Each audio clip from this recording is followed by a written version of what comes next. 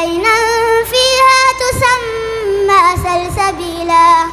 ويطوف عليهم ولدان مخلدون إذا رأيتهم حسبتهم لؤلؤا منثورا وإذا رأيت ثم رأيت نعيما وملكا كبيرا عاليهم ثياب سندس خضر واستبرق وحلوا أساور من فضة وسقاهم ربهم شرابا طهورا إن هذا كان لكم جزاء وكان سعيكم مشكورا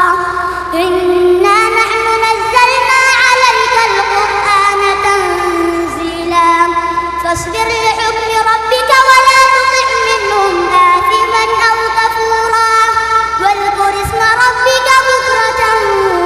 وأصيلا ومن الليل فاسجد له وسبحه ليلا طويلا إن هؤلاء يحبون العاجلة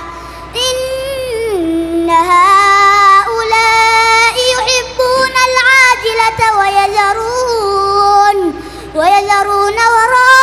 وراءهم يوما ثقيلا